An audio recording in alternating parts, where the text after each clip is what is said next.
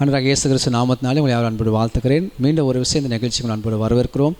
தொடர்ந்த நிகழ்ச்சி மூலமாக நம்ம அநேக சத்தியத்தை நம்ம வாசித்து தியானித்து ஆஸ்வதிக்கப்படுகிறோம். இந்த நாளிலும் ஒரு சத்தியத்தை நம்ம கற்றுக்கொண்டு நம்ம ஆஸ்வதிக்கப்பட போகிறோம்.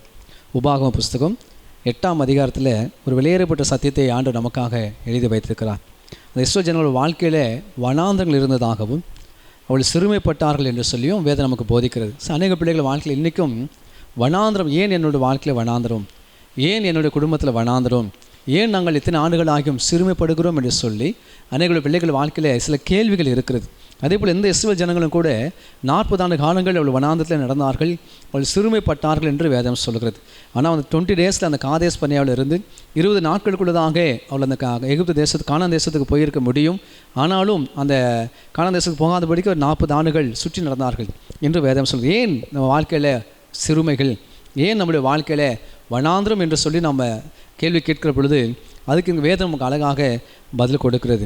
உபாகம புஸ்தகம் 8ஆம் அதிகாரம் 3ஆம் வசனத்தை நாம் வாசிக்கும் போது, அவர் உன்னை சிறுமைப்படுத்தி உன்னை பசியினால் வருத்தி மனுஷன் அப்பத்தினால் மாத்திரமல்ல கர்த்தருடைய வாயிலிருந்து புறப்படுகிற ஒவ்வொரு வார்த்தையினாலும் பிழைப்பான் என்பதை உனக்கு உணர்த்தும்படிக்கு என்று வேதம் சொல்கிறது. அப்போ ஏன் கர்த்தருடைய பிள்ளைகள் வாழ்க்கையில் வனாந்தரம், ஏன் கர்த்தருடைய வாழ்க்கையில் பிள்ளைகள் வாழ்க்கையில் சிறுமை என்று சொன்னால், அங்கே ஒரு சத்தியத்தை கர்த்தர் வைக்கிறார். மனுஷன் அப்பத்தினால மாத்திரமல்ல தேவனுடைய வாயிலிருந்து புறப்படுகிற ஒவ்வொரு வார்த்தையினால்தான் பிழைப்பு என்று அந்த சத்தியத்தை அறிந்து கொள்வதற்காக, உணர்ந்து கொள்வதற்காக சில வேளைகளில் சில பிள்ளைகள் வாழ்க்கையில் வனாந்தரத்தை வைக்கிறார். சில பிள்ளைங்க பாருங்கள், நல்லா படிச்சிருப்பாங்க, நல்ல மார்க்ஸ் எடுத்திருப்பாங்க, ஆனால் ஜாப் கிடைக்காது. இப்போ உலகப்புறமான எல்லா திறமைகளும் வாழ்க்கையில் இருக்கும், உலகப்புறமான எல்லாத்திலும் குவாலிஃபை ஆயிருப்பாங்க, ஆனால் அவங்க காரியங்கள் வாய்க்காது.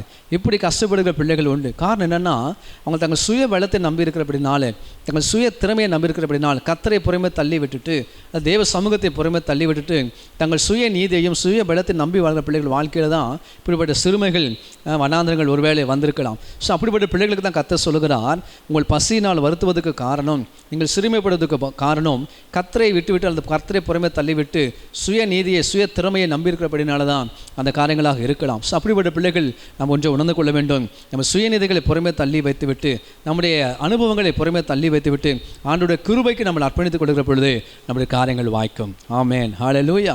இப்போ மனுஷன் அப்பத்தினால மாத்திரமல்ல தேவன் வாயிலிருந்து புறப்படுகிற ஒவ்வொரு வார்த்தையினாலும் பிழைப்பாங்கிற சத்தியத்தை அப்படிப்பட்டவர்கள் நம்ம உணர்ந்து கொள்ள வேண்டும். அப்படி உணர்ந்து கொண்டு தேவ கிருபைக்கு நம்ம அர்ப்பணித்துக் கொள்வோம் என்று சொன்னால் நிச்சயமாக நாம் செய்கிற காரியங்கள் வாய்க்கும் என்று வேதம் சொல்லுகிறது. அது ஒரு சத்தியம்.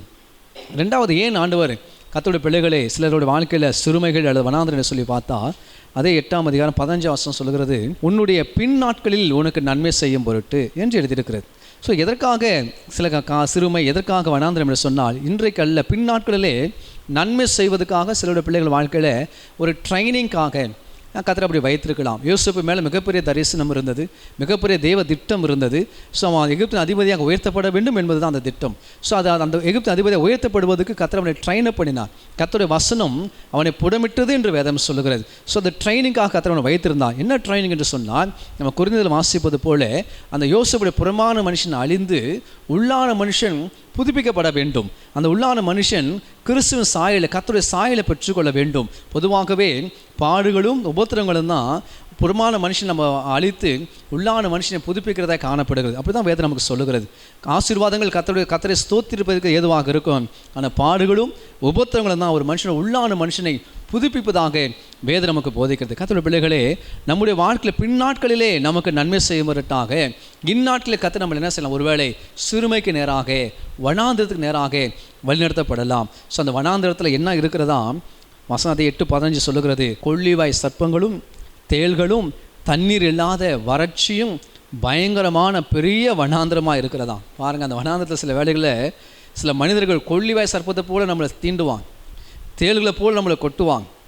தண்ணீர் குடித்தா நாங்கள் தண்ணீர் இல்லாத வறட்சியான அனுபவங்கள் இருக்கலாம், அது அப்படி ஒருவேளை தண்ணீர் குடித்தாலும் மாற போன்ற கசப்பான அனுபவங்களாக இருக்கலாம். இதெல்லாம் வனாந்திரத்தில் நடக்கிற அனுபவங்கள், கசப்பான அனுபவங்கள், வறட்சியான அனுபவங்கள்.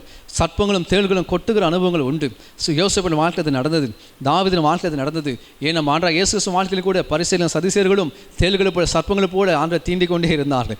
இதெல்லாம் ஒரு ட்ரைனிங் பீரியட்லாம் அப்படிலாம் நடக்கும் என்று வேதம் சொல்கிறது. கர்த்தருடைய பிள்ளைகளே, சோர்ந்து போகாதிருங்கள். ஒருவேளை இன்றைக்கு நீங்கள் வனாந்தரத்தில் வழி நடந்தால் நீங்கள் சோர்ந்து போகாதிருங்க.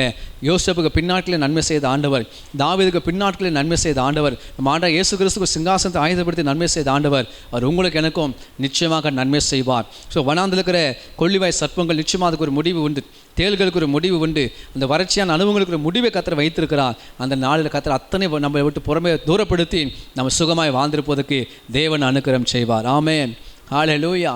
தேவன் ஏன் கர்த்தருடைய பிள்ளைகள் வாழ்க்கையில் சிறுமை, ஏன் வனாந்திரம் என்று சொன்னால், நம்மளை ட்ரெயின் அப் பண்ணி நம்மளை புறமான மனுஷனை அழித்து உள்ளான மனுஷனை புதுப்பித்து கிறிஸ்துவ சாயல் நமக்குள்ள வைத்த பிறகு நாம் எதிர்பார்த்து காத்திருக்கிற நன்மைகளும் ஐஸ்வர்யம் ஆஸ்வதியும் உயர்வுகளும் பெற்றுக்கொள்வதற்கு தேவன் நமக்கு அனுக்கிரகம் செய்வார். கர்த்தருக்கு ஸ்தோத்திரம். அதை 8ஆம் அதிகாரம் 2ஆம் வசனம் சொல்லுகிறது, ஏன் வனாந்திரம், ஏன் சிறுமை என்று சொன்னால், வசனம் சொல்லுது, உன் தேவனாய் கர்த்தர் உன்னை சிறுமைப்படுத்தும்படிக்கும் தம்முடைய கட்டளைகளை நீ கைக்கொள்வாயோ கைக்கொள்ள மாட்டாயோ என்று அவர் உன்னை சோதித்து உன் இருதயத்தில் உள்ளதை நீ அறியும்படிக்கும் இந்த வனாந்திரத்தை நடத்தி வந்தார் என்று வேதம் சொல்லுகிறது. அப்போ நமக்கு தேவை ஐஸ்வர்யம், இந்த உலகத்தில் ஆசீர்வாதங்கள், நன்மைகள், கிருபைகள் நம்ம எதிர்பார்த்து காத்திருக்கிறோம்.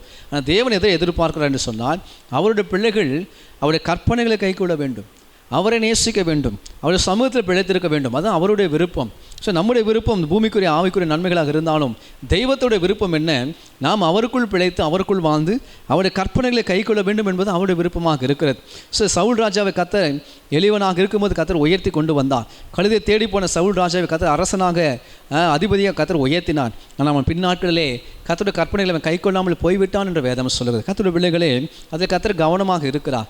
யாரை கர்த்தர் உயர்த்துவார், யாரை கர்த்தர் மேன்மைப்படுத்துவார் என்று சொன்னால், தாவீது போல அவர் சித்தம் செய்கிற பிள்ளைகளை, கர்த்தருடைய கற்பனைகளை அன்பு கூர்ந்து முழு இதயத்தோடும் முழு சிந்தையோட முழு பலத்தோடும் கர்த்தரில் அன்பு கூர்ந்து அவர் கற்பனை கை கொடுக்கிற பிள்ளைகளுக்கு விசேஷத்த நன்மை உண்டாகும். ஸோ அந்த கற்பனை கை கொடுக்கிற இருதயத்தை உண்டு பண்ணுவதற்காக தான் சில வேளைகளிலே சிலருடைய கர்த்தருடைய பிள்ளைகளுடைய வாழ்க்கையிலே சிறுமைகளையும் வருத்தத்தையும் வனாந்திரத்தையும் கர்த்தர் அனுமதிக்கலாம். ஸோ அந்த நாட்களில் நம்ம எதை கவனிக்க வேண்டும் என்று சொன்னால், நான் கர்த்தருடைய கற்பனைகளை கை கொள்ளுகிறேனா என்று சொல்லி அதில் நம்ம கவனம் செலுத்தினால் நிச்சயமாக இப்போது நீங்கள் கடந்து போகிற ஒரு சிறுமைகளும் வனாந்திர வாழ்க்கையும் மாறி போகும் என்று வேதம் சொல்லுகிறது. ஸோ சவுலை போல அல்ல, தாவீது ராஜாவை போல, ஆண்டவராகிய இயேசு கிறிஸ்து போல மரணபரியந்தம் கர்த்தருடைய கற்பனை கை கொள்வதற்கு நம்மளை அர்ப்பணித்து கொண்டால் நிச்சயமாக நம்ம காரியங்கள் வாய்க்கும். அப்படி நம்ம டெடிகேட் பண்ணிட்டா 8ஆம் அதிகாரம் 1 வசனம் சொல்லுகிறது, நீங்கள் பிழைத்து பெருகி கர்த்தர் உங்கள் பிதாக்களுக்கு ஆணையிட்டு கொடுத்த தேசத்திலே பிரவேசித்து அதை சுதந்திரித்துக் கொள்வீர்கள் என்று வேதம் சொல்லுகிறது. பாருங்கள், எவ்வளோ அழகான வாக்கு தத்துவம்.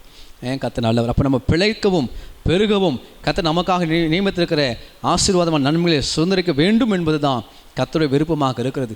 பாலம் தேர்ந்த ஓடுகிற கானான் தேசத்தை தான் இஸ்ரவேல் ஜனங்களுக்கு கர்த்தர் வாக்குத்தத்தம் பண்ணினார், அது உடன்படிக்கை செய்தார். கர்த்தருடைய பிள்ளைகளே, வனாந்திரத்தில் நம்ம கவனமாக இருக்கணும். இந்த வனாந்திரத்தில் தான் இஸ்ரவேல் ஜனங்கள் கலகம் பண்ணினார்கள், முரட்டாட்டம் பண்ணினார்கள், தேவனுக்கு விரோதமாய் கிரியை செய்தார்கள். அதனால தான் அந்த வனாந்திரத்தில் ஒரு கூட்ட ஜனங்கள் மடிந்து போனார்கள். ஆனால் அதே வனாந்திரத்தில் நெக்ஸ்ட் ஜெனரேஷன் கர்த்தருக்குள் வளர்ந்து கர்த்தருக்குள் வாழ்ந்து வாக்குத்தத்தம் பண்ணப்பட்ட கானான் தேசத்தை இன்னொரு சந்ததி அடுத்த சந்ததி சுதந்திரித்து கொண்டார்கள் என்று சொல்லி பார்க்குறோம். ஸோ வனாந்திரத்தில் நாம் கர்த்தரை கற்பனையில் கை கொள்ளுகிற அந்த அனுபவத்துக்கும் கர்த்தரை நேசிக்கிற அனுபவத்துக்கும் நம்ம அர்ப்பணித்துக் கொள்வோம் என்று சொன்னால் நம்ம வாழ்க்கையும் ஆஸ்வதிக்கப்படும். தேவன் நமக்கு வாக்குத்தத்தம் பண்ணியிருக்கிற பாலம் தேன் ஓடுகிற கானான் தேச ஆஸ்வத்தை நாம் அனுபவிக்கிறதுக்கு தேவன் நமக்கு அனுக்கிரகம் செய்வார். கர்த்தருக்கு ஸ்தோத்திரம். ஸோ ஏன் சிறுமை, ஏன் வனாந்திரம்? 2-3 காரியங்கள் இருக்குது. ஒன்று, வார்த்தையினால் தான் பிழைப்பு.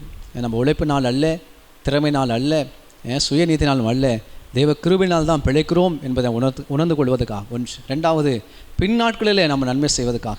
இந்நாட்டில் ஒரு ட்ரைனிங் பீரியட். யோசிப்பை போல புறமான மனுஷன் அழிக்கப்பட்டு உள்ளான மனுஷன் கிறிஸ்துவ சாயலுக்கு கர்த்தருடைய சாயலுக்கு ஒப்பாக மறுரூபமாக்கப்படுவதற்காக அந்த சிறுமைகள். 3வது, சவுல் ராஜாவை போல் அல்ல, தாவீது ராஜாவை போல கர்த்தருடைய கற்பனைகளை அன்பு கூர்ந்து கை கொள்வது பாக்கியமாக நினைத்து அவரை அன்பு கூர்ந்து அவர் கர்த்தனை கை கொள்வதற்காக ஒருவேளை வனாந்திரங்கள் வைக்கப்பட்டிருக்கலாம். ஸோ 3 விஷயத்தை நாம் கவனிப்போம் என்று சொன்னார். 8:1 வசனத்தின்படி நிச்சயமாகவே நீங்கள் பிழைத்திருக்குவதற்கும் பெருகுவதற்கும் தேவன் வாக்குத்தத்தம் பண்ணியிருக்கிற ஆசீர்வாதங்கள் நன்மைகளை சுதந்திரித்துக் கொள்வதற்கும் கர்த்தர் அனுக்கிரகம் செய்வார். இந்த வார்த்தையின் மேல் கர்த்தர் ஆசீர்வதிப்பாராக. ஒரு சின்ன ஜெபத்தை நாம் ஏறெடுப்போம். கிருபையுள்ள ஆண்டவரே, இந்த உபாகம் 8ஆம் அதிகாரத்தில் சொல்லப்பட்டிருக்கிற இந்த வார்த்தைகளுக்காக ஸ்தோத்திரம். ஏன் என் வாழ்க்கையில் சிறுமை, ஏன் என் குடும்பத்தில் வறுமை, ஏன் இப்படி போராட்டங்கள் சொல்லி யோசிக்கிற சிந்திக்கிற கர்த்தருடைய பிள்ளைகளுக்கு இந்த வார்த்தைகள் ஆண்டவரே ஒரு தீர்க்கதரிசன வார்த்தையாக இருக்கிறபடினாலே ஸ்தோத்திரம். ஆண்டவரே இந்நாட்களில் ஆண்டவரே ஸ்தோத்திரம் கர்த்தர் எங்களை உணர்த்து வைக்கிறீர். மனுஷன் அப்போத்தினால் மாத்திரமல்ல வாத்தினால் பிழைக்க கர்த்தர் எங்களை கற்றுக் கொடுக்கிறீர். உமக்கு நன்றி. அப்போ உழைப்பு சுயநிதியில் விட்டு விலகி தேவநீதிக்கு உட்பட்டு கர்த்தர் வைத்திருக்க ஆசீர்வாதத்தை அனுபவிக்க கிருபை செய்யும்.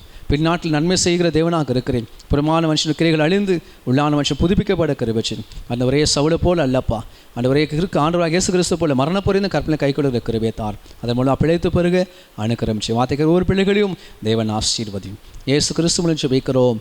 ஜெபம் கேளுங்க பரலோக பிதாவே. ஆமென், ஆமென். God bless you.